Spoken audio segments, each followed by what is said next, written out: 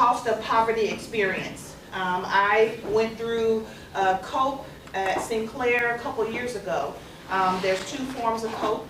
There's one that is what we call community-based, and then there's one that's school-based. Essentially the difference is it's a day in the life of a student, a low-income student, regardless of minority, non-minority. It's just these are kind of the things that some of our students have to go through. And if that comes back to not having transportation, not being able to have a regular bank account that they might need to go to check cashing places or different things of that nature. Usually what will happen in the COPE event is for every 15 minutes, that ends up being a couple hours or a day in the life. And so you'll go to different stages. There might be a bank that you would go to. You might go to one of the colleges to sign up. You might have one of the neat things, well not neat, but it's just weird. Like they'll have little drug dealers walking through, different things to kind of throw people off, you know. So it's really an interactive experience. It's really eye-opening. A lot of the times what our students have to go through in order to get just to college, in order to come here for their first day of classes. So it is in conjunction with Boonshoft. And so we're having many of our medical school students go through the experience because these are going to be the people that you're going to be serving, okay? And you're going to find out that they're going to miss appointments. Why are they missing appointments? You know, what are all of these barriers that come to them getting good health care? So if you have the opportunity to go through it, please do. It's an awesome opportunity. It kind of changed my perspective in it. And I mean, I live in the hood myself. I'm in West Dayton, have been there, born and raised. And so I see all of this, but because I'm not in that, I don't know what that feels like. I don't know how to kind of maneuver in that life. And so for somebody who lives there, who doesn't go through it, just think about somebody who does not live there and will not go through it. So I just think that it's a very enlightening experience if you have the opportunity. There is a registration form or link, so you can read the information that's on there and then sign up for it. I think it's set up for April 11th. So please, if you have the opportunity to participate in that, please do. Okay, one more thing, well not one more thing, but a couple different things too that I have. HPAC. So what HPAC is Health Professions Affinity Community Program. Long story short, what it is a program that's kind of an offshoot of AmeriCorps. So AmeriCorps is kind of like our Peace Corps, but here in the United States. The program is a very good program. You're able to get a monthly stipend if you do sign up for the program. You can run the program for a year to 2 years. A lot of students will do it while they're a college student, or they'll do it as a very good gap year opportunity. So if you decide we're going through this application cycle right now, it doesn't work for you, or you do need to take a gap year at that point, the HPAC program is a very good program. At the end, once you finish the program, you do get a $6,000 stipend that you can use however you want. So if that's loan forgiveness or paying bills or whatever the case may be, that's something that you can do with the HPAC. So I am going to, there's two sheets. One sheet here, the stapled one, will talk about what the program is. And then the other sheet here will have the contact information, who you can contact in order to sign up for the program. You do receive CPR certification as well as community advocacy certification. So there are a lot of things that go along with the program. I think it's a 3 to 4 week training program that they do have in Columbus right before school starts the beginning of August. So that would be a good thing to do if you decide in the interim you're doing that for your gap year or something like that. Okay, so I'll put this information here in the middle table. When you're leaving, if you want to pick that up as well, you can do so. Most of you guys already know, if you haven't already taken it, the MCAT. So I have the MCAT schedule as well as the fee assistance program. And so the fee assistance program also helps with paying for your application as well as for your MCAT exam as well. So I would say if you think, or even if you don't think that you qualify, please apply for this. I think they can go up to about 15 schools that the fee assistance will pay for with your application as well. So I do have a couple students who have gone through this program and was able to get into medical school to apply to a lot more schools with the fee assistance program. Okay, so I'll leave this information up here on the table for you guys as well. And then last thing is the sheets we always give, but you never know. I just made one that has all of the requirements in it. Okay, so for all of the health professions, if you kind of want to check your prereqs and make sure we have updated the list of prereqs that schools may need. So I'll leave this up here for you as well, if you would like to pick that up. Okay, so I think that's it. Oh, nope. One last thing is going to be the HELP program. We did send out emails through Constant Contact into everybody, but essentially it's the Hospital Elder Life Program, the HELP program. Now, many of the students who are actively working this program are coming from UD. And so this is a very good opportunity for students to come and get shadowing hours, gives them an ability to work with elder population. It's not necessarily that you're going to be doing physical therapy type things, but if it's to help them stretch, if it's to help them get up and to walk around, if it's to give them just companionship a lot of times. So these do count for shadowing clinical hours that you could use as well. It is a program that we have. There's the application here. There's also a link in here as well that you can put your information in. So if you would like to be a part of the HELP program, this is the second year. So as far as I'm understanding, the majority of the students who participate in this is UD. And most of the UD students then leave for the summer. And then we have a lot of our Wright State students who are commuters or they're here for the summer, okay? And so this is the type of program that we would want you to be involved in, and we want to try to get Wright State students in it just as much as UD students are in it. A lot of times we have a lot of these programs that are in the community, but there may be a school that kind of just latches onto it.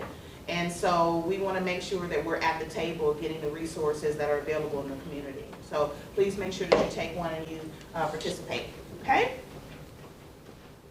All right, so that is my laundry list of all of my forms and papers and everything that you guys would need as we're getting ready to start the application cycle workshop. So, let's go. Okay, so pretty much getting started is, it starts with us.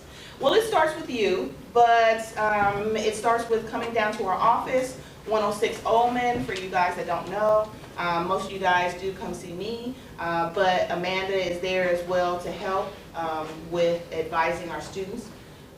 So please come down, talk to us, tell us your story, tell us what's going on with you, what your plan is.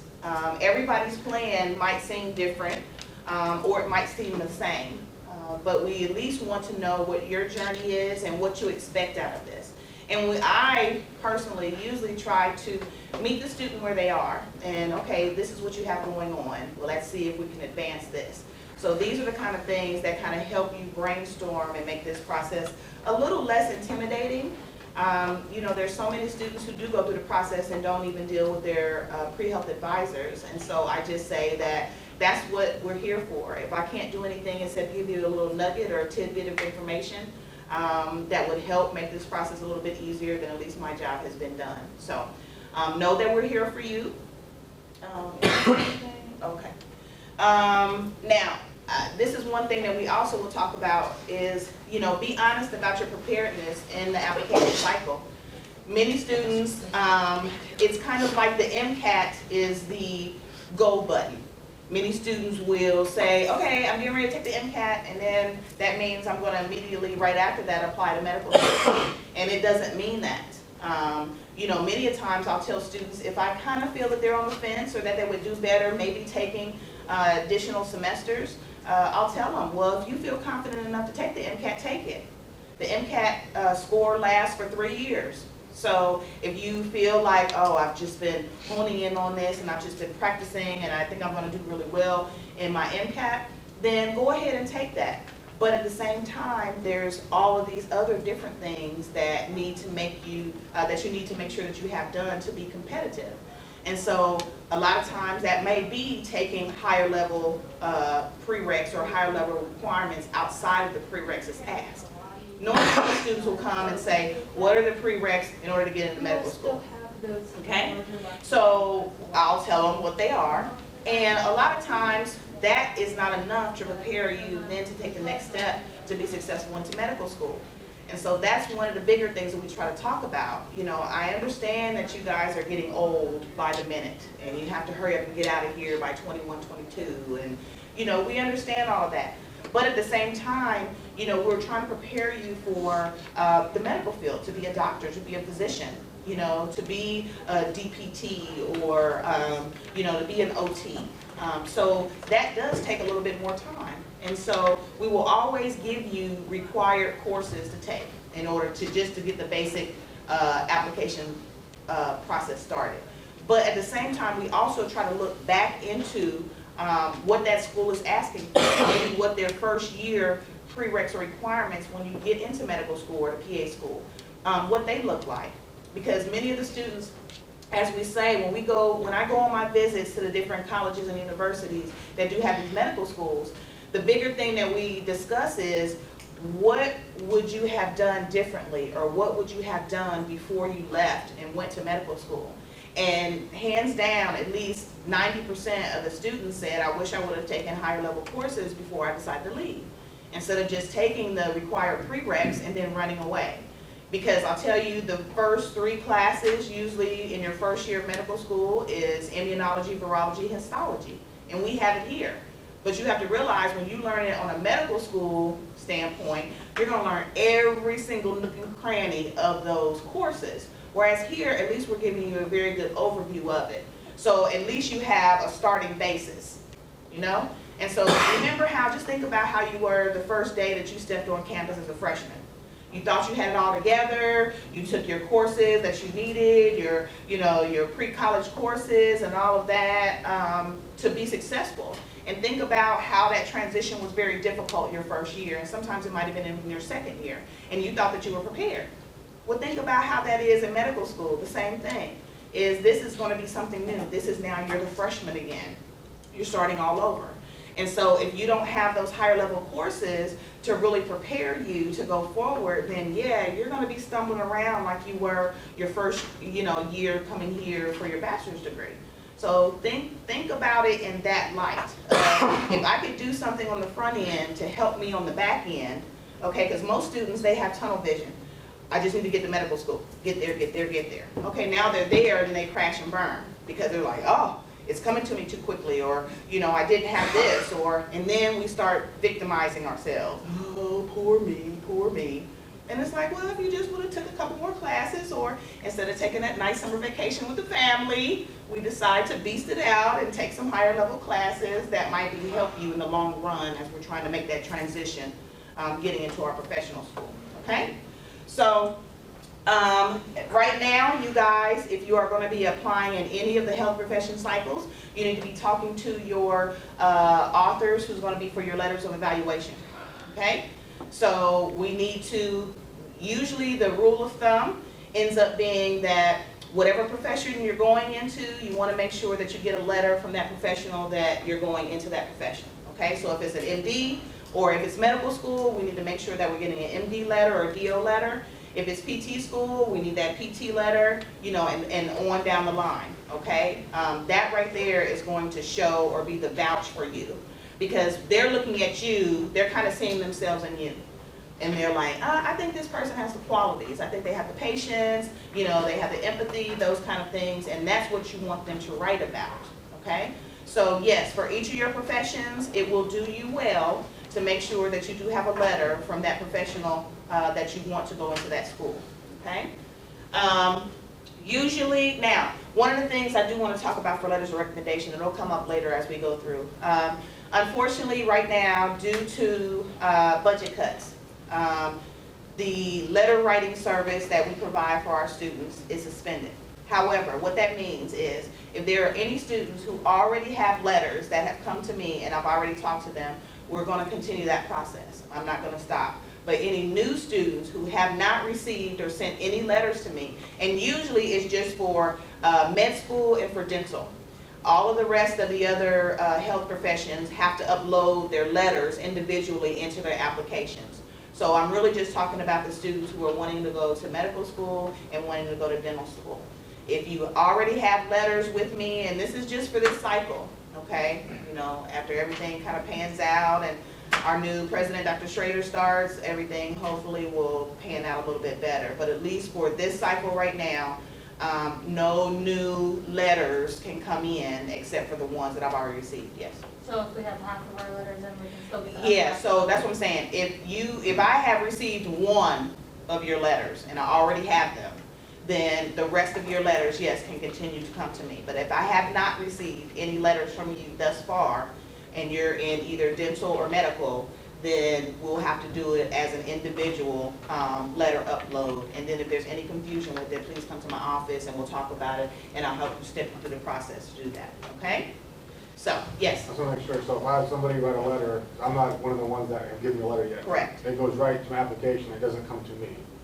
Right. So what will happen is a couple different things. If you're doing individual letters, usually what will happen is you will go into whatever your CAS is, your CAS application, and then you will put in the individual's contact information. So use their name, address, email address, telephone number. You put that information in, and then that evaluator will receive a generic email. And it'll say, you know, Glenn Bauer wants you to write a letter of recommendation. They would click on the link. They would then upload their letter at that point, okay? So their letter has to be on some type of letterhead, all right? So, you know, Wright State, of course, we have letterhead, but if they're coming from hospitals or whatever, make sure that they're on that type of hospital letterhead or something of that nature, and it does have a signature, okay? That's just to make everything legit, everything looks good, we don't have to worry about that. All right, so make sure that you do specify that to your evaluators. Does the link come with instructions on what a good recommendation of a letter is, or looks like in examples, or? Well, we do have on the pre-health website, there is, for under letters of evaluation or forms, there is a sheet that you can print off that you can give to the people who are writing you letters of evaluation. And that kind of gives them different highlights that they can put in for the application, different things they can talk about to kind of like highlight you as an applicant. So that is on the pre-health website that we do have that you can download.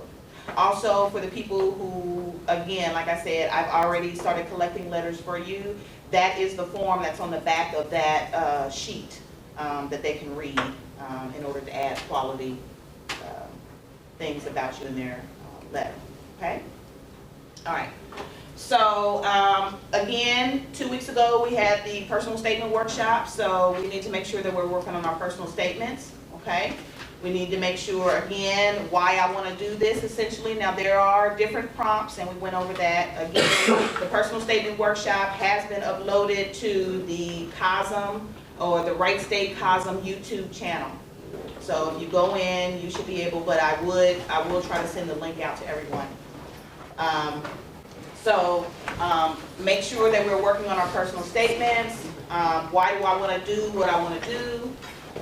If there's any academic issues that I've had, crash and burn moments that I need to discuss, I want to talk about that. And then thirdly, the personal touch that I usually try to tell students to do is based on any of the shadowings or observations that you have done, talk about that and how that has solidified your resolve. If that was, oh, I helped this, lady, get over into her bed for so-and-so, and she just was so happy and hugged me or whatever, and that just made me, so happy, and that is why I want to push forward to be a doctor, whatever that may be. That gives the personal touch. That also gives them the opportunity that you're recognizing the shadowing that you're doing, how it's having an impact on you. And so those are the things that you want to make sure that you're putting in your personal statement, okay?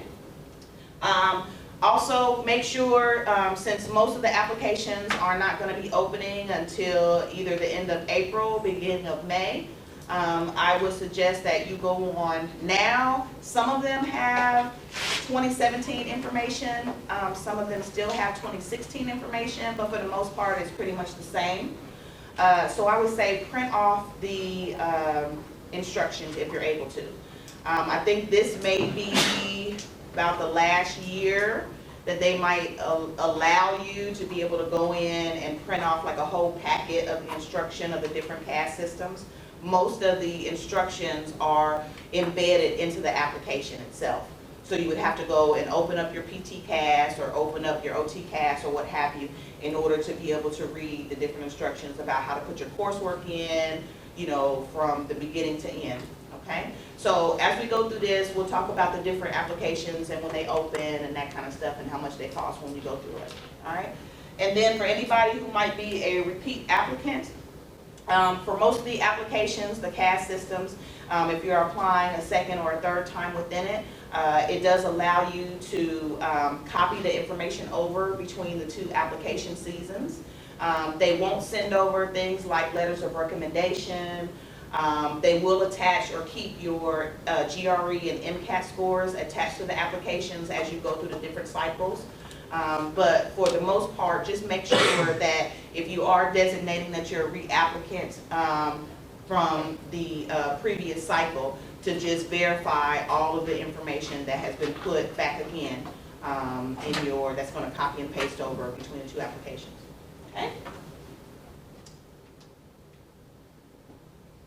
Okay, so this is roughly what it looks like, just giving you an overview. You guys have been beasting it out, all the academics, trying to get your shadowing and your research and all that kind of stuff in. And so now we're pretty much in our test prep course kind of semester, getting that taken care of. Make sure that once we get our scores back, if you have any question about what that score means or what are my chances on getting in with that type of score, please, again, come visit us and we can talk about it again. Have a conversation if you think that you should maybe retake the GRE or retake the MCAT. You know, we can sit down and have that conversation instead of you sitting and fretting about it, okay? But this is pretty much what this looks like. And then if it does not work for you, then the gap year is pretty much then going to be that catch-all of these are all the different activities that I'm going to try to tweak. If I see that my GPA isn't the best, then I might try to take a couple of higher level science courses to help that. I'm weak in research, but I'm really stuck on going to an MD school, then I want to make sure that I'm trying to get as much research as possible with that. So any of these opportunities as far as like having a gap year is not anything that's looked upon negatively. Lately I've been having a lot of students come to my office asking, you know, if I take this gap year, they're going to look at me like, why did you not apply right after I graduated or something of that nature? And that's not a question that they ask. Usually if we take say an additional gap year, a second gap year, then usually it's like, well, as long as you're doing things that are promoting whatever health profession that you're going into, then the second year is fine. A lot of times students might want to finish research projects or be published or different things like that, and so that might throw them into another cycle. Or you might have students who initially thought about applying, but then they might want to do a dual degree, like an MD or MD MPH or MD PhD. And that does require sometimes additional coursework or just additional time in order to get research and different things finished. So gap years are fine as long as we're being productive between them, okay? So just to give you an overview really quickly for our med school students, this is what it looks like. The applicant data should be coming out soon for us to update it, but if we go back down to the MCAT scores, average MCAT score is really between a 505 and a 508 for most of the students who are getting into medical school. So anything around that, but don't think that that's the end-all be-all. Like I said, the lowest MCAT score I've seen get into medical school has been a 493.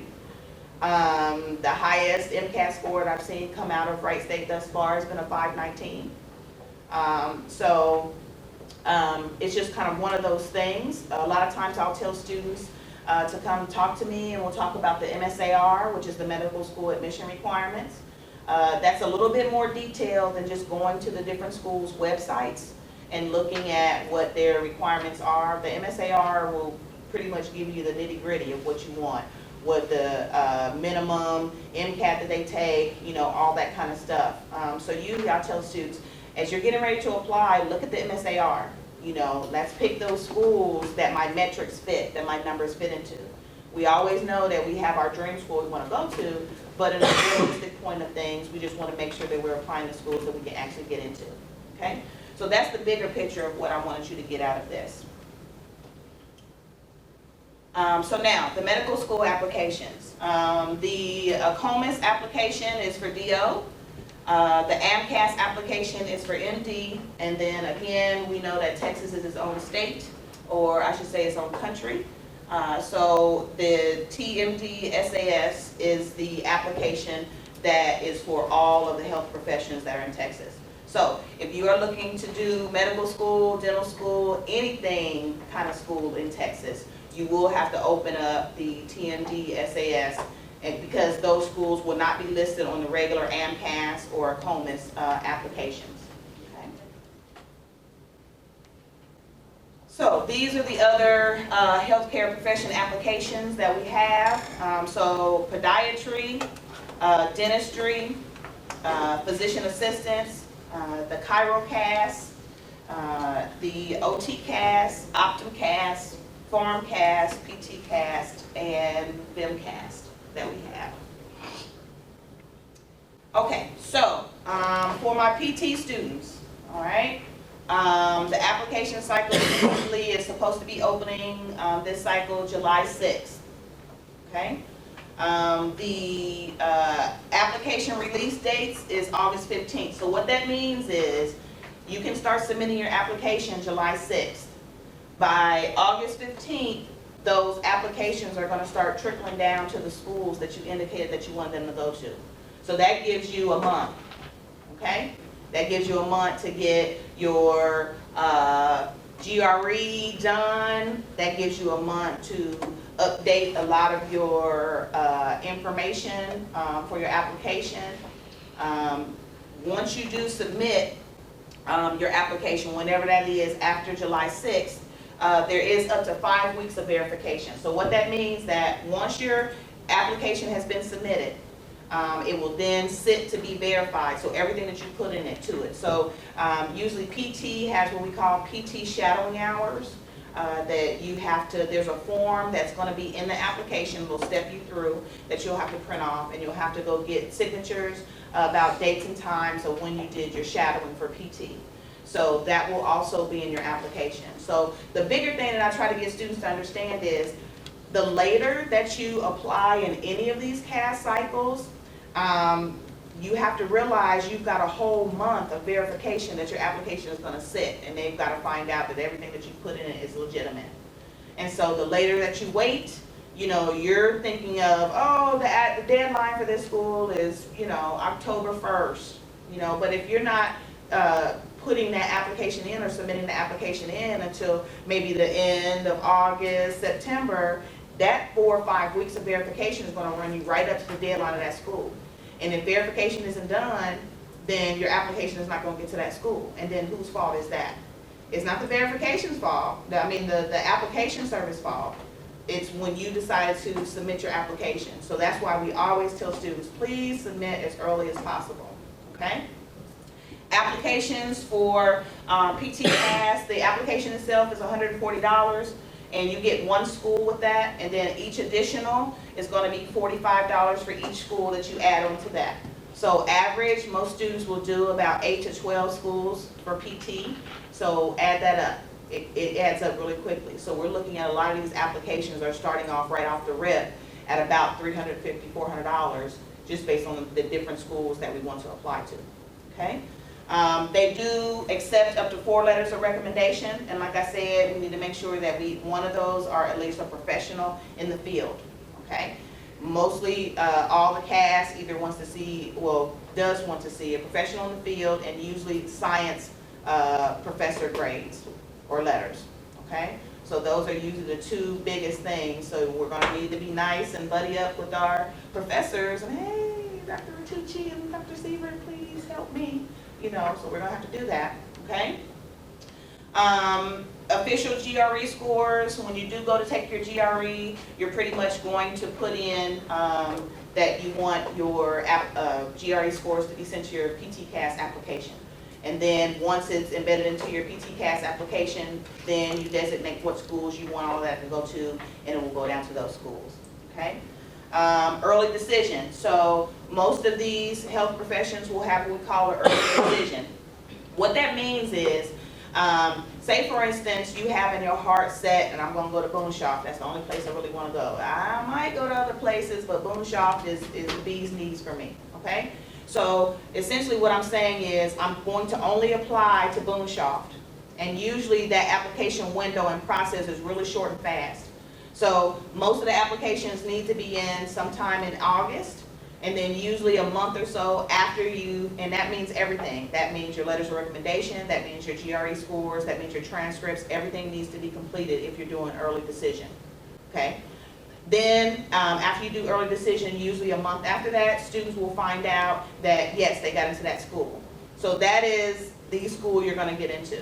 If you do an early decision, you better make sure that that's the school you wanna go to, because you will not be released from that school, okay? Your application, for whatever reason, will, if say, now, one thing that will happen is, say you don't get into that school under early decision, then you can open up your applications to the rest of the schools that you might want to apply to, and that's fine.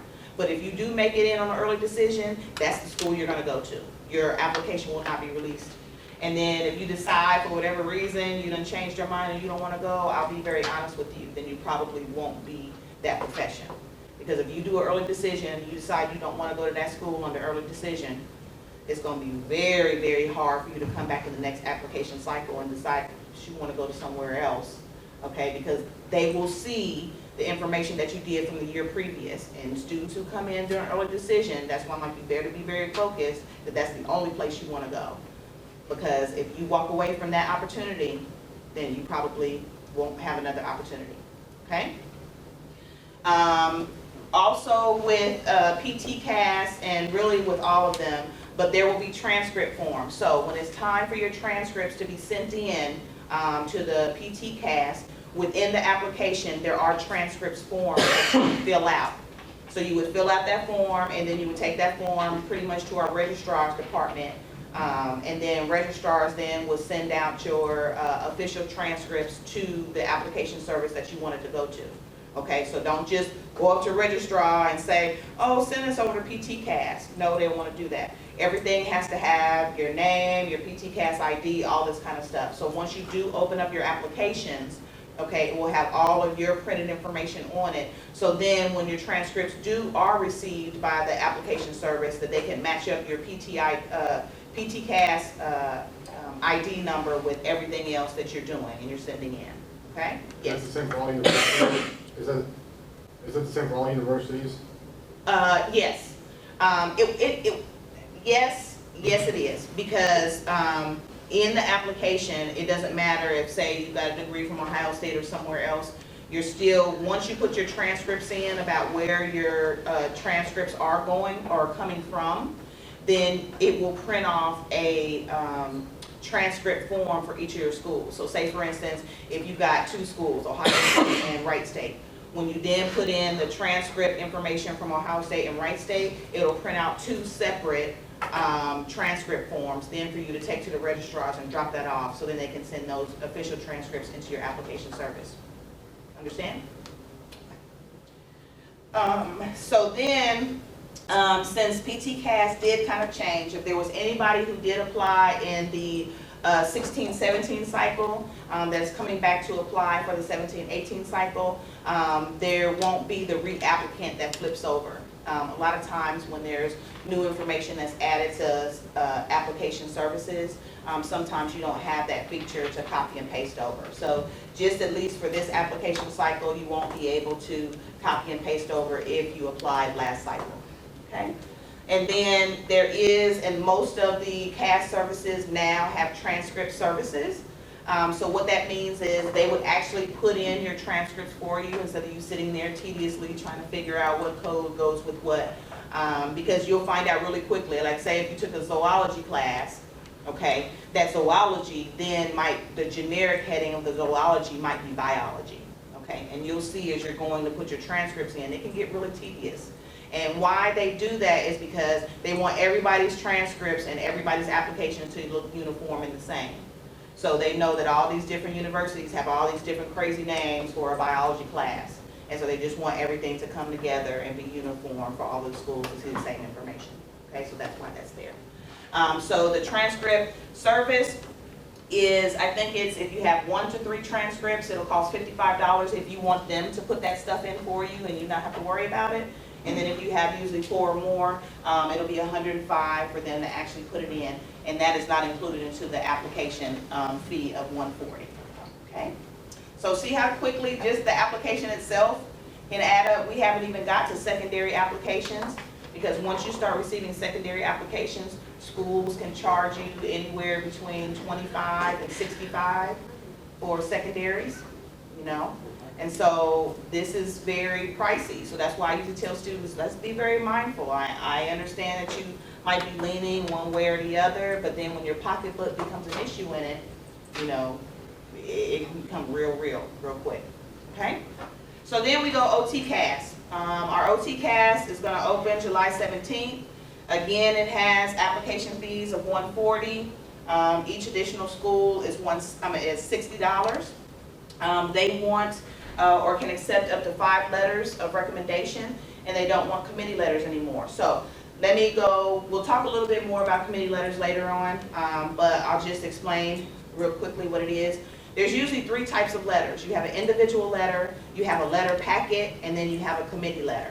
Okay? So committee letters are normally committees that are formed with pre-health advisors, usually science faculty, different administrators that are usually on a committee. Sometimes they might be 10 to 15 people deep in these committees, and usually each of these people will write letters about you based on how they know you in their capacity. And so, you know, committee letters can be maybe 15 letters thick. But committee letters really just count for 1 letter. So when you submit it, it might be 15 letters, but it's really going to count just for 1 entry. We don't have a committee here, it's me. So what we do is a letter packet. A letter packet is similar. The difference in a letter packet is what we do is we collect all of your letters of recommendation from your different evaluators. And then we supplement it with a summary letter about how much we know you, what we do know about you, and then kind of what your evaluators have stated about you. Same concept, you know, it could be 4 to 5, 6 letters that are attached to the letter packet, and then we submit that.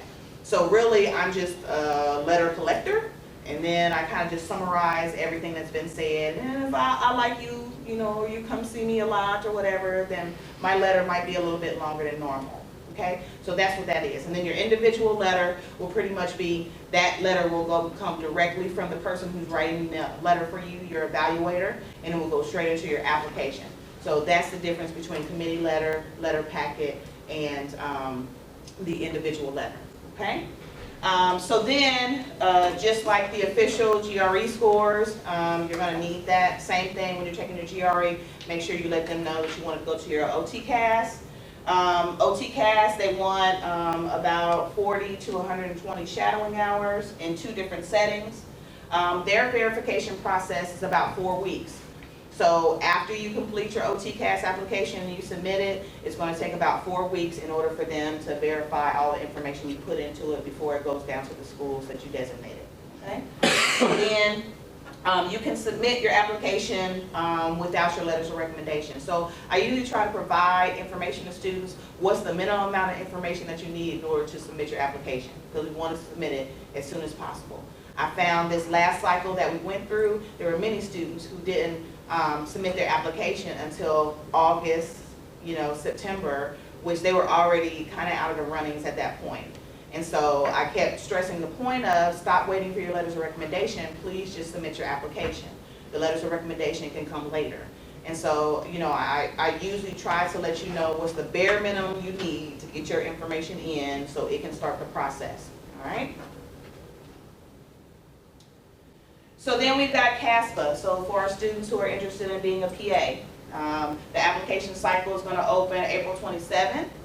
The application fee is $175 with one school, and then additional $50 for each school after that. It is GRE, and then the application for it closes, so CASPA or the PA application just closed for this cycle, okay? They do accept 3 to 5 letters of rec, yes. So you have a whole year to apply? Yes. Okay. I just But, wanted to make sure. yes, so you do, but again, there's deadlines, so each school will have a different deadline. The bigger thing, what I use for the students is, when you're going through the process, I forgot my train of thought that quick. I'm sorry. No, you're good, because I was trying to make 2 points, but, what was the question you asked me again? So it opens April 27th, but it closes March 1st the next year? Yes, Okay. so essentially, even though it stays open that long, most of the time, the interview process usually starts about October, November. So even though the application, which a lot of the applications kind of do stay open, kind of timely, but the later that you apply in the cycle, the more likely that you probably won't get in. You know, you always have that bump, usually right around Thanksgiving and Christmas, they usually stop for that time for the holidays, and then they usually start back up in January. So then some students will try to be like, oh, let me be slick and slide my application in sometime in January and hopefully I can get in. You might be lucky and you might make it, but for the most part, when the application opens, that's really when you need to be submitting it, okay?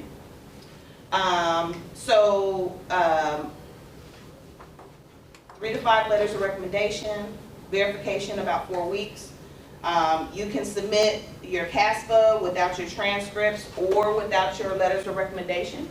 But if you do want to submit your application, usually you can just do it with 2 letters of recommendation, your payment, and your transcripts. That's normally what will at least start the process for them to verify it. Okay, but you don't have to, you can still submit it without those, but usually I say that's at least the bare minimum that you want to have, at least to start the process of verifying for you. Okay, so then we go to OptumCAS. OptumCAS is July 1st is the opening date for students who want to be optometrists. $165 for their fee with one school and $65 for each additional school. They close June the 2nd for their application cycle. The funky thing though about OptumCAS is even though all the schools are involved within the OptumCAS system, they all have different everything. And so usually I tell students that it's best to make your list of your optometry schools that you want to go to and then go in and research it, because every place is varies so differently, even though they do have a unified CAS system for it. So that's kind of the stepchild of the bunch. OAT is the exam that you would take, which is nothing but a version of the MCAT. They accept 2 to 3 letters of recommendation. Again, one of those 2 letters, they need to make sure that they're going to be part of the profession, so it needs to come from an optometrist. And then their verification process takes about 4 to 6 weeks to move forward. Okay?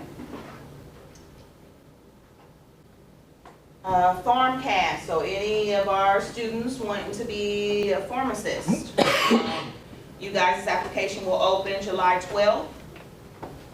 The cycle ends April 1st. The fees are $150 with one school and $55 for each additional. Verification takes about 4 to 5 weeks. And of course, PCAT is nothing but a version of the MCAT as far as the scores. They have an early decision, so their early decision deadline is September 6th, so everything needs to be in, transcripts, everything needs to be in for early decision, and then you'll find out November 2nd if you got into pharmacy school. And then they accept a maximum of 4 letters of recommendation that they want. And then ADSAS is for our dental students. ASAS right now is the most expensive, so it's $245 for each dental school. I'm sorry, for the application fee with one school, and then pretty much $100, $98 for each additional school that you add for dental, okay? And then there's secondary applications. So once you submitted your application and it's been verified, the schools that may be interested in you are going to send you secondary applications, and yes, you'll have to pay to send back the secondary applications. So that's $35 for those. I had to put this one down because I thought the MCAT was some, but $430 to take the DAT. Okay, so this isn't, I mean, it's $200 for the GRE, it's $300 for the MCAT, it's now $430 for the DAT. That's a car payment. That's about a new purchase. I mean, you know, so. Why is I mean, dental school so expensive? Like the dental application process? you know what, I have no idea about dental. That was one of the things I said. Most of them are usually about $150, $175. I was like, wow, dental is, I don't know. I don't know if it's just not that many students apply to it.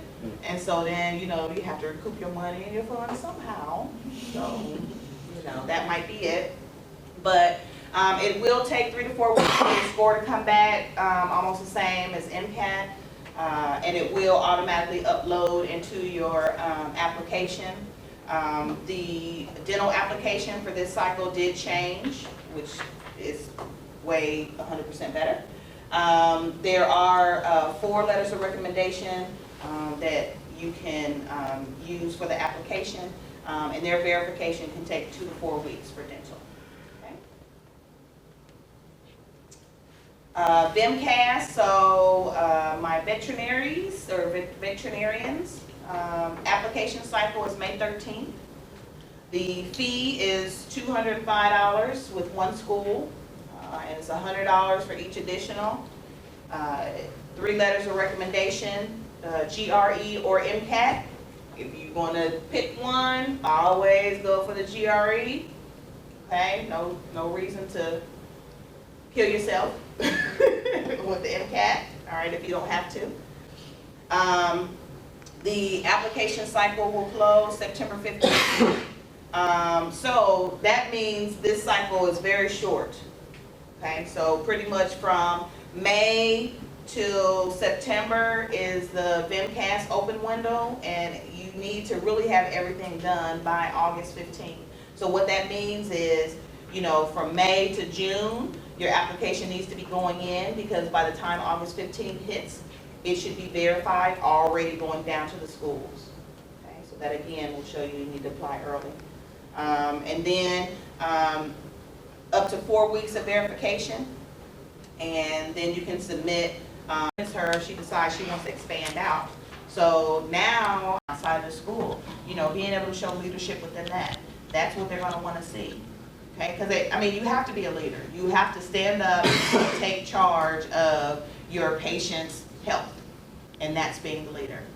Okay, and so exposure to medically related environments. That's one of the biggest things, because that all goes back into shadowing. And some students seem to get it when it comes to shadowing, and others don't seem to get it. And what I mean by that is, why we even ask you to do 200 to 400 hours of shadowing. It's not just to, you know, make you do it or torture you.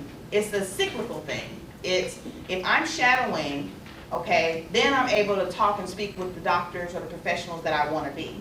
Okay? Then I'm able to talk very readily about the profession that I'm dealing with. All right? That's what this exposure does. And then at the end of this, they're going to write me a letter of recommendation that's just going to be so fabulous.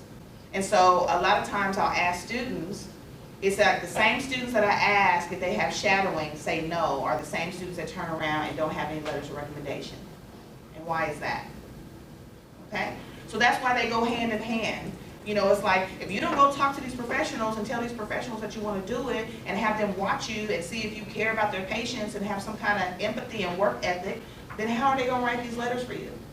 And so that is where this cycle comes from. So when students come to me and they're right at that 3rd year and they're getting ready to apply, okay, and they say, I don't have any shadowing, I don't have, well, why?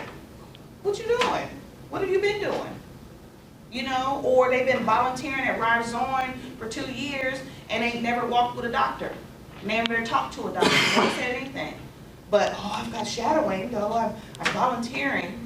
Well, it's not just about that. It's about talking to these people, about networking with these people. These are little bitty nuances. I'll give you an example.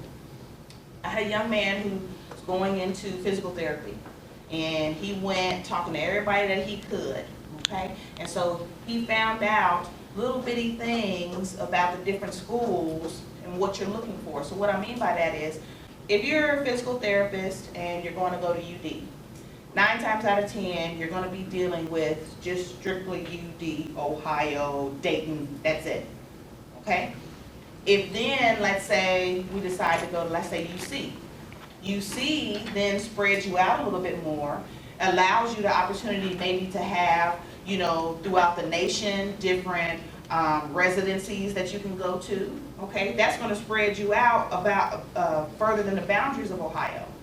Then you have, let's say, Ohio University. Ohio University is a very good school. It might have state-of-the-art facilities, but because they're in the boonies, you know, they might not have the opportunity to have good shadowing experiences or good residencies, or you have to go out further than you would normally have to because of where the university is located.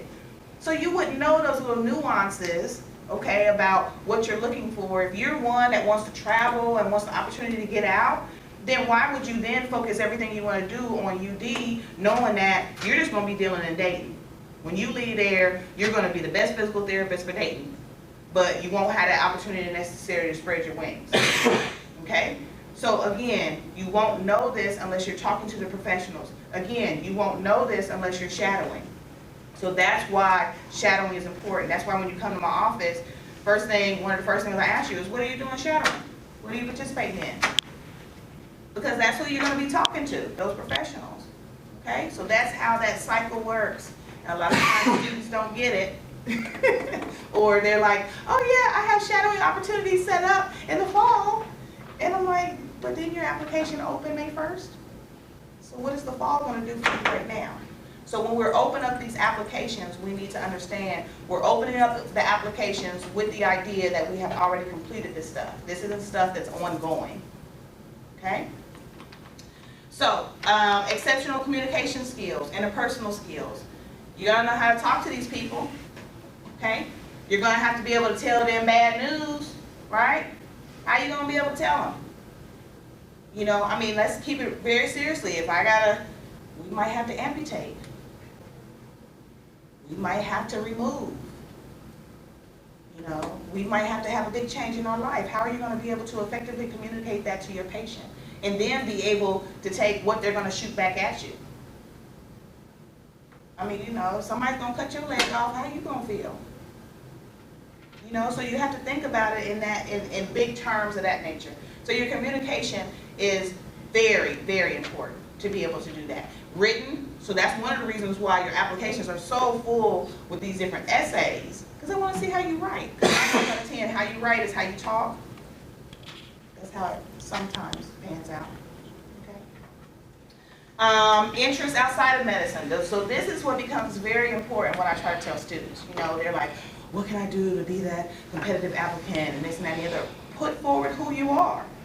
If you like to walk the tightrope and juggle and that's your deal, then let them know that. That's who you are. However you can bring that and incorporate into that into your profession, that does nothing but make you a better individual, okay, an applicant towards what you're trying to do. So those are the bigger things that I say is keep doing what you're doing. Don't let, you know, I'm so focused on shadowing, I'm so focused on this and that and the other. Yeah, but if you like to go and visit the nursing home and play the violin with the old people and, you know, then do that. You know, that then adds to your personal statement. That adds to your story, okay? So, your application, it is the first impression of you. So, if it's incomplete, or if it's sloppy, if it's not error-free, those different kind of things, it's going to show. and they're gonna see that. And, you know, they will easily push your application to the side because you're not making no sense. Because, you know, this doesn't seem professional enough. You're not serious about what this process is. And so that application represents who you are, and that's how they know you to be, okay? So attention to detail indicates how serious you are. Like we talked about at the personal statement workshop, you know, if there's blank spaces, fill them up. There's a lot to you than just these prescribed questions that they're asking you. And so that's where you want to be able to enlighten them about what kind of person you are and what interests you and those kind of things, okay? Reflect on your preparation. You know, let's think about it. As we're about to spend all this money, okay, to start this process, what does our academics look like?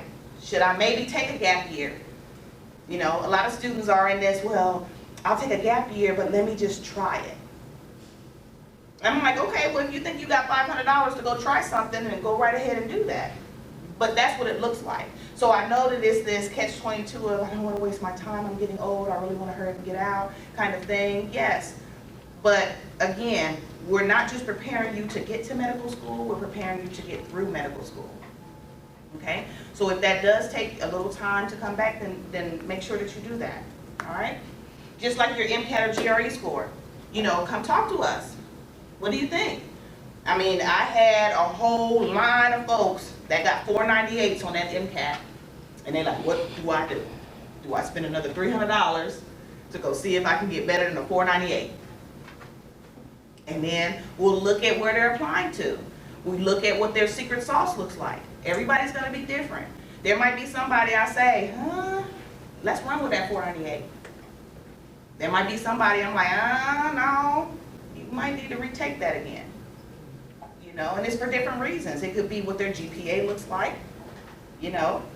It could be if they've got extensive shadowing hours or those different kind of things. So it's gonna be case by case. But, you know, again, come talk to me about it and we have a conversation, you know, before you just run out and spend all that money.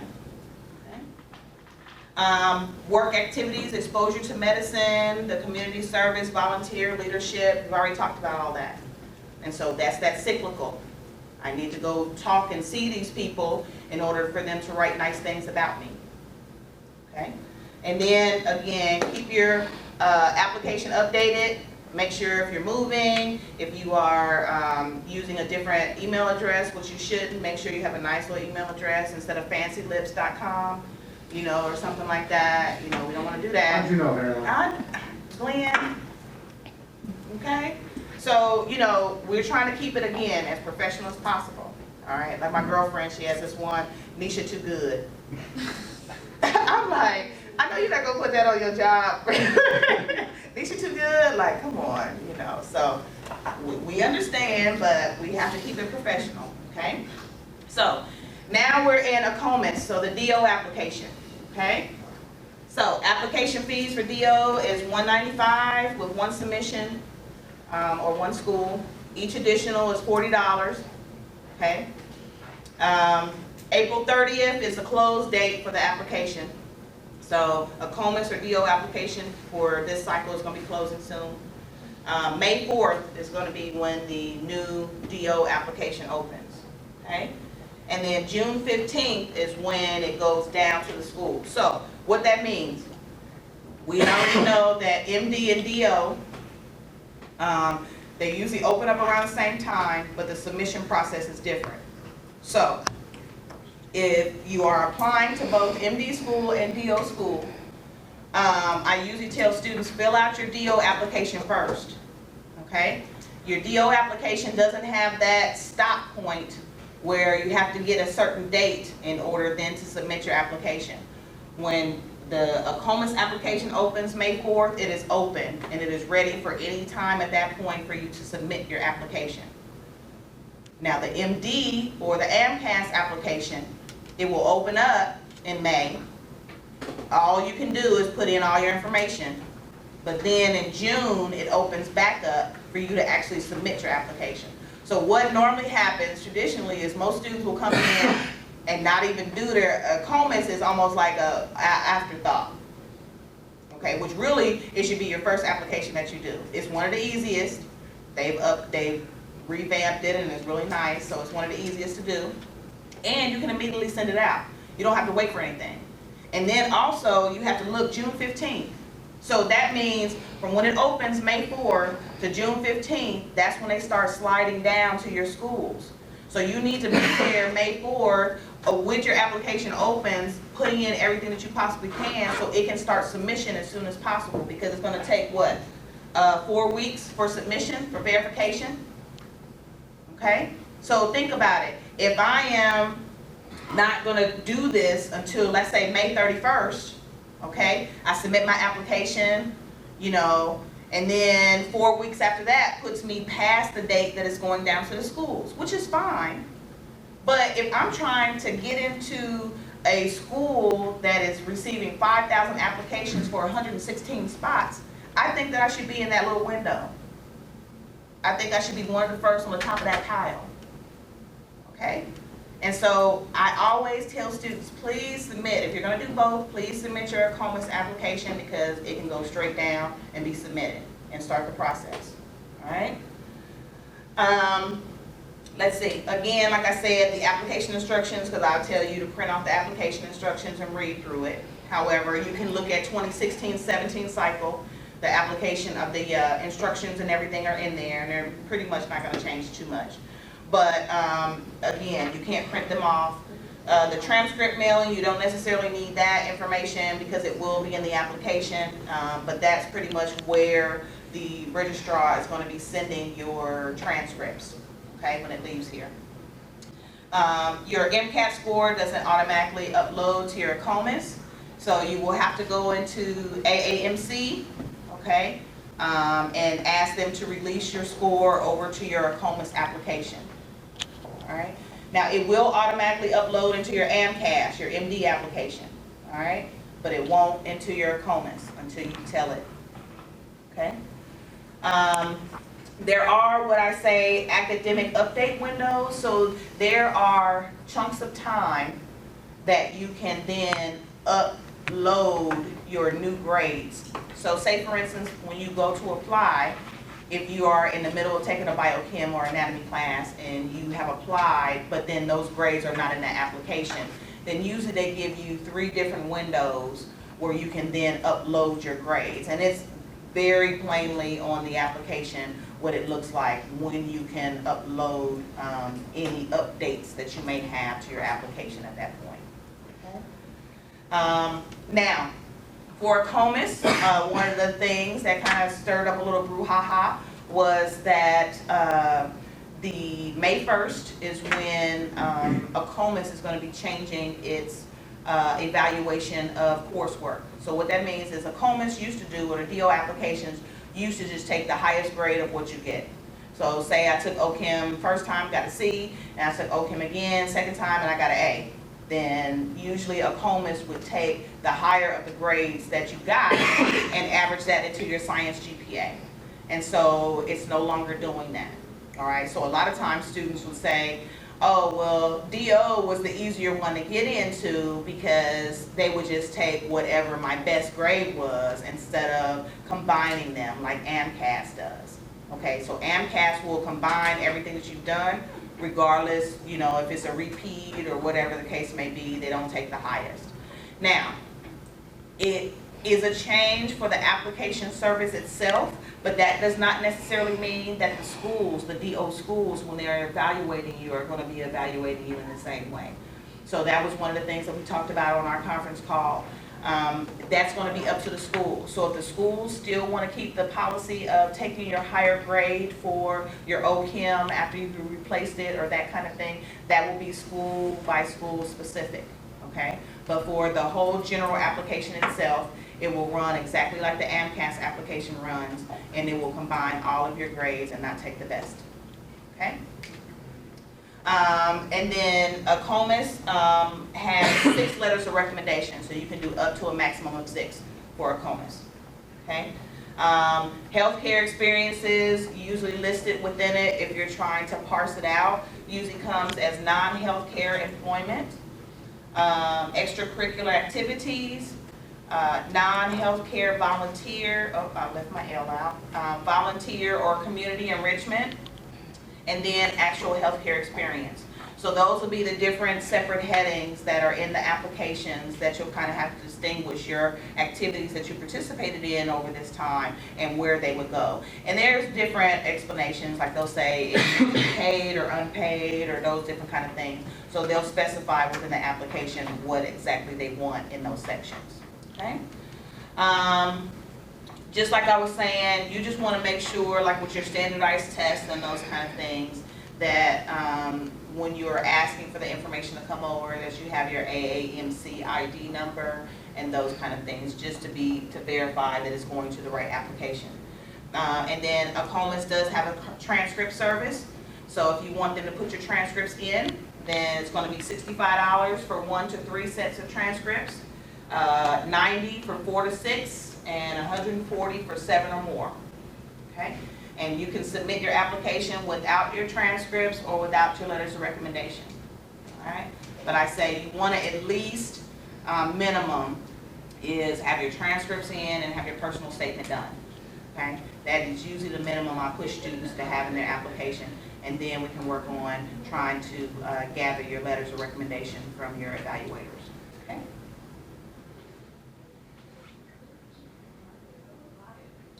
So AMCAS. So MD application, $160 for the application with one school, and each school is $38 after that, okay? The application for AMCAS is gonna open May 1st, and submission is gonna open June 6th.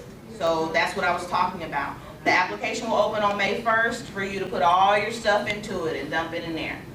And then it will reopen back June 6th in order for you to actually submit your application at that point. Once you then submit your application, it will sit for about 6 weeks, 4 to 6 weeks for verification. The earlier in the cycle that you apply, the quicker verification happens. So I've seen verification go in about 2-3 weeks if students are earlier in the cycle. So the more students get in the cycle, of course, the longer it'll take. All right. The early decision or EDP program for AMCAS, everything has to be in by August 1st. So that means everything, transcripts, letters of recommendation, your personal statement, everything across the board needs to be in and done, and it needs to be verified by that date. Yes? Does that include classes that you may have waiting? No, that's still, you should be fine with that. If there's any classes that you don't have, what you can do in the application, you'll list the classes that will be considered your future classes. And so they'll look forward to be updated. But usually if you're accepted in early decision, as long as you finish those classes before you actually matriculate into medical school, you're fine. Okay? Because if they accept you in early decision, then you know they know that you're pretty much going to be good with the rest of the classes that you have left to take. Okay? But again, like I said, if Boone Shaw ain't the only place you want to go, then don't do early decision. Because if you get into Boone Shaw for early decision, that's where you're going to go. If you say no, then you won't be a doctor. Okay? Acceptance, or usually the students will find out by October 1st. And so that's usually the start date of when they start sending out invitations for interviews at that point. So they'll usually September, October, November is usually the time that a lot of students are doing interviews at that time. So you're going to be one of the first ones to find out that you got into medical school. So that's why a lot of students will do that as well. Again, like I said, the forms for the fee assistance program is on the table. So if you think that you may qualify, please apply. Okay?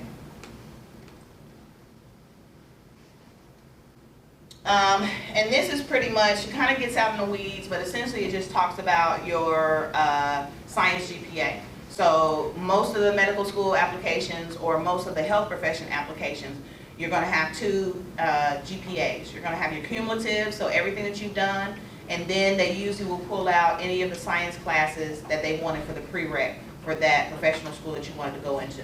And so then that's where your GPA comes from, your science GPA at that point. And so then they kind of balance it out because they want to see, you know, was your 3.5 GPA was because you did a whole bunch of yoga, or was it because you did really good in your OChem? You you know, so that's kind of what that balance is, all right? So again, Texas, their application is gonna open May 1st. The cycle will go to September 30th. There's a flat fee across the board for any of the health professions at $150.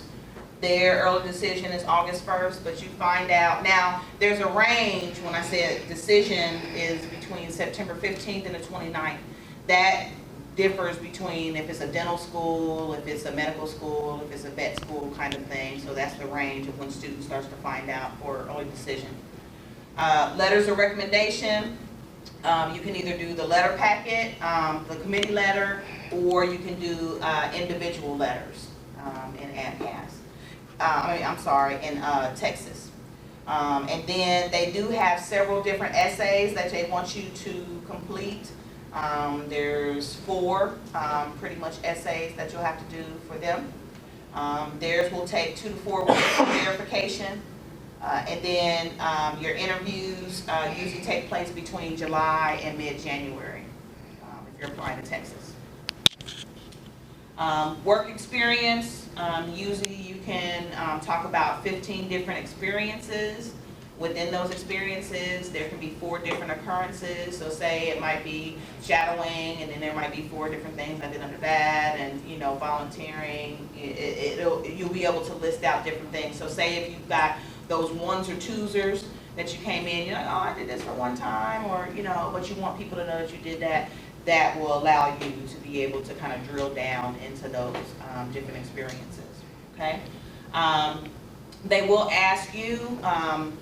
Or at least they want you to put significant stuff. And then within that significant stuff, they'll ask, is any of these a meaningful experience to you?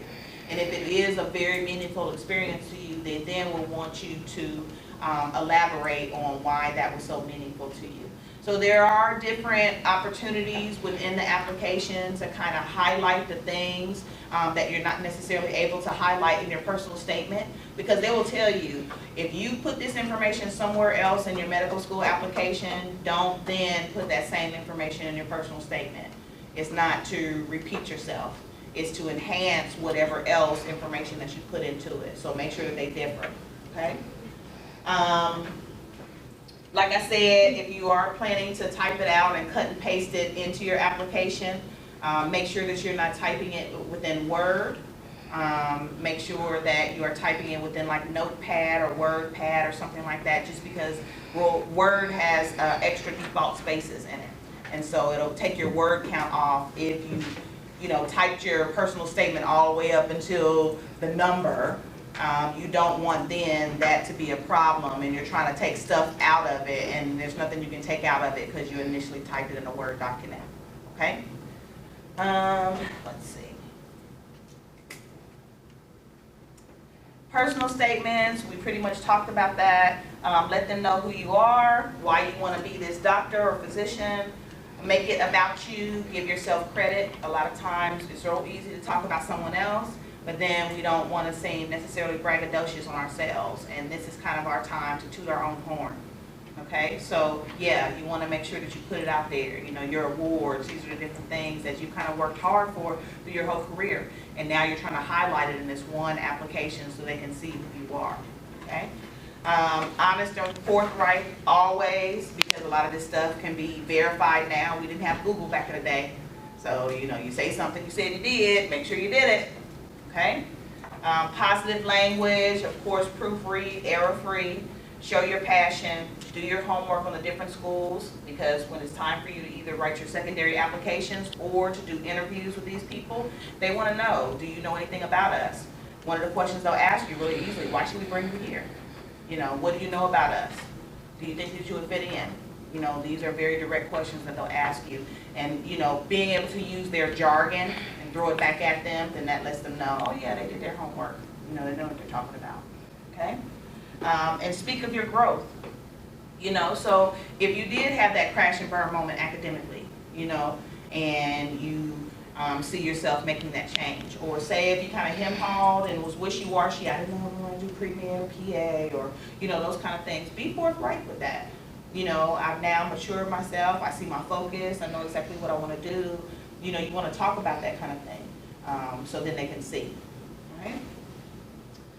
Foreign transcript, so if anybody needs foreign transcript service, you took international credits or anything like that, the World Education Service is the most preferred that you wanna use. Okay, so report it, tell it now, not later. So again, if we wanted to go out and be grown and have a little alcohol-fueled evening, or, you know, we want to talk very strongly with the police, or whatever the case may be, you know, we need to make sure that even if we're talking about, oh, it was expunged, or it's going to be, or whatever the case may be, disclose it. Again, Google is a bad thing, and you never know what may or may not come up. And they're gonna Google you, they're gonna look at your Facebooks, they're gonna look at your IGs, they're gonna look at all of that, okay?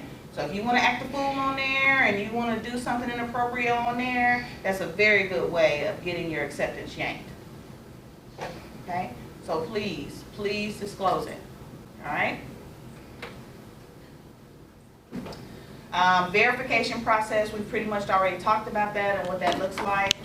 For the verification, like I said, most places will take about 4 to 6 weeks when you're verifying your information. So again, we don't care about deadlines, right? We're not looking at when something closes, we're worried about when something opens, okay? That's what we're being concerned about. These are pretty much the things that you can change within your application. So once your application has been submitted, usually not birth dates, but you know, contact information, your next MCAT testing date. So that's another thing I kind of heard. Students are like, well, I had a sucky MCAT score and I don't want to just have my application thrown in the trash, so what can I do? You know, kind of stop that process. Well, within the application, it'll ask you, are you going to retest? And if you say retest, then a lot of times what those schools will do is hold on to your application. Once your new MCAT score comes in and is verified, then they usually make a decision at that point. So that is kind of like a little pause button for you. You know, if they feel that you're strong enough and, you know, you're right on the fence and they're not sure, let's see how they do on the second one, especially if they get a better score. Then usually they'll put you off to the side and hold on to you until that new information comes in and make a determination, okay? So that's usually the stuff that you're able to kind of change or add or that kind of stuff for your applications for all of them. Okay. So the letter of recommendations, we've already kind of talked about that. Now one thing I will say I think the AMCAS application, which is the MD application, I think that one has all 3 choices. So it gives you the choice of a committee letter, a letter packet, or individual letter. The DO application or COMAS application, with that one, I think it only gives you the option of a committee letter or a individual letter. And if that's the case, then if we are doing the letter for you, okay, even though it's not a committee letter, it's still, like I said, because committee letter and letter packet are pretty much similar, you would say, if you're not doing individual letters, you would say that you're going to send a committee letter in, okay, and that's for DO only. They only give you those 2 choices, you know, since letter packet and everything is close, that's why they made that determination. So the MD application will give you all 3 choices to pick as to what you're sending. The DO application will say either the committee or the individual, and if that's the case and we are doing a letter packet for you, then you can go ahead and put committee letter because it's the same thing. Okay? Yes? For AMCAS, is it 10 letters of recommendation, including the packet that you guys will do? So, yeah, what you don't, okay, you could, yes. So you could ideally upload 10 letters, okay, but then have a committee packet, which, okay, no. You Don't know, do that. Yeah, don't do that. Oh, You know, okay. if you do have 10 letters to upload, then wonderful. Do it individually and have it sent up. you know, because we don't have that. But if I'm doing a letter packet, then fine, let me collect everything and then let me submit it. Don't then have that back and forth. And usually I think they might have changed it, because I know last year you were kind of able to go back and forth, but they might have said it where if you pick that, that's it. There's no back and forth between the two that you can go. So, yes. So this is normally, like I said, if you are doing it individual, please make sure that they have it on letterhead and there's gonna be a signature with it. All right, I've seen students not get in because it doesn't look professional and it looks like they wrote the letters themselves, which we know some do, but the ones I'm dealing with don't. Okay, and so that just one less thing, like we talked about, you know, all of these applications, Health Profession School, it's an exclusive club and you need to learn to play the game. And now there's always unicorns to the bunch. So what I mean by that is always that one person who might not have done no shadowing, maybe got a 4.0, a decent MCAT score, and they get in, you know, but that is the unicorn, okay? So I try to get you to understand this is what you should follow and how you should follow, and it makes it a little bit easier for you. MCAT scores, so pretty much, this cycle here was pretty much last cycle, so if you have any old MCAT scores that you were using when we were going like the 10 to 30 or whatever, they're no longer gonna count. So, you know, if you got your awesome 30 or something like that for your old MCAT score, wonderful, pat yourself on the back, and then pay your $300 to take the new MCAT, okay? So, you know, so there were a couple that were able to get in, squeeze in on their good 30s that they got, you know, for the old MCAT, but from this cycle forward, it will all be the new MCAT score that you need to get. And like I said, they last for 3 years, all right? GRE, so you know, lasts for 5 years. So if you take the GRE and you're like, give me a little chance, you know, I'm not gonna apply it this cycle, it does last for 5 years for the GRE. And then we are done. So is there any questions, any concerns that we may have? Anything you feel like I didn't cover, even though I talked y'all heads off? Anything? Okie dokie. So hopefully we'll see how this works as far as taping. I know. If we're able to put it up.